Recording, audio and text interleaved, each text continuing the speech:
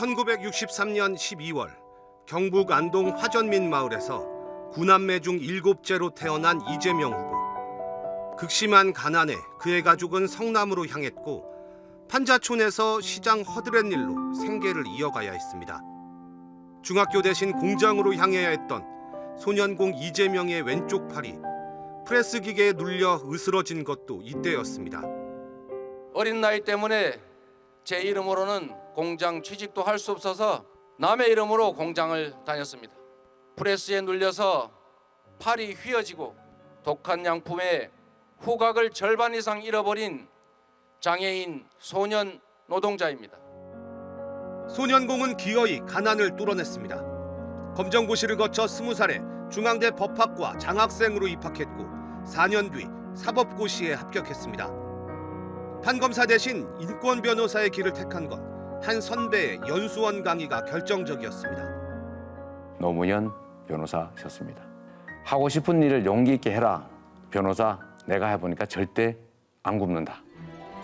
시민운동가 시절 성남 시립의료원 건립이 당시 한나라당 시의원들의 반대에 가로막히자 이 후보는 정치권 입문을 결심합니다. 삼수 끝에 2010년 성남시장에 당선됐고 전임 시장이 남긴 7천억 원대 빚을 3년 만에 모두 갚아내면서 이름을 알렸습니다.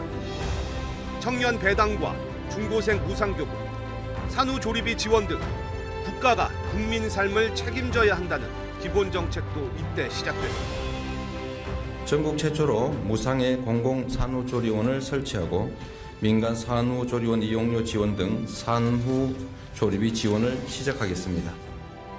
2016년 광화문 촛불 집회에선 특유의 직설적 화법으로 전국 정치인으로 올라섰습니다. 이 기득권 과거의 그 나쁜 구조를 깨고 새로운 길, 희망의 길 만들 수 있습니다. 함께 싸웁시다 여러분. 감사합니다. 2018년 지방선거에선 56%가 넘는 득표율로 경기도지사에 당선됐습니다.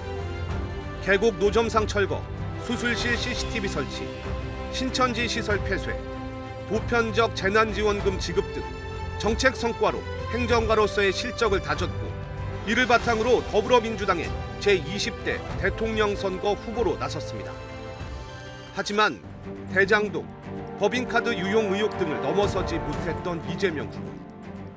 국민 여러분, 최선을 다했지만 기대에 부응하지 못했습니다. 모든 것은 다 저의 부족함 때문입니다. 검찰 수사가 그를 기다리고 있었습니다. 검찰이 대장동과 성남FC 후원금, 쌍방울 대북 송금, 위증교사 사건 등 총 8개 혐의로 이 후보를 기소했고 결국 5개 재판을 받게 된 겁니다. 윤석열 정권의 보복 수사라는 비판 속에 이재명 후보는 정면 돌파를 택했습니다. 낙선 석 달 만에 재선거로 국회에 입성했고 다시 2달 만에 민주당 당대표에 올랐습니다.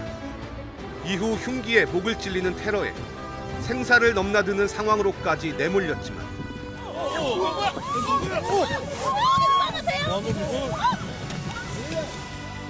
기적처럼 일어나 총선 압승을 이끌었고 야권 의석수를 188석까지 늘렸습니다. 그리고 벌어진 사상 초유의 12.3 내란 사태. 비상계엄을 선포합니다.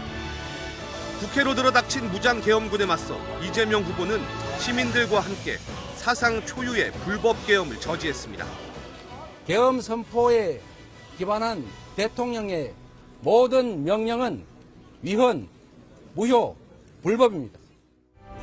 빛의 물결이 여의도와 광화문을 가득 채웠고 윤석열 전 대통령 파면과 함께 21대 대선이 시작됐습니다.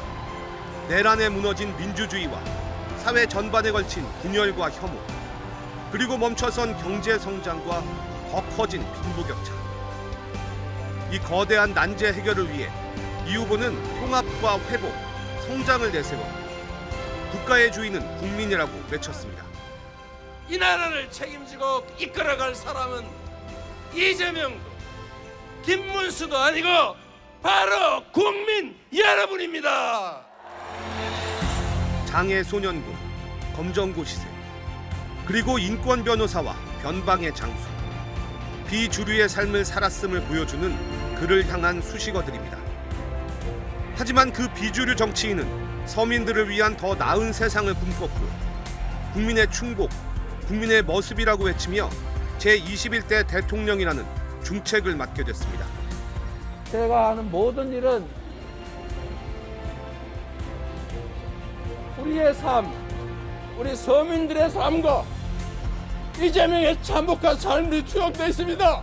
앞으로도 여러분을 위해서, 세상을 위해서 최선을 다하겠습니다. 여러분 고맙습니다.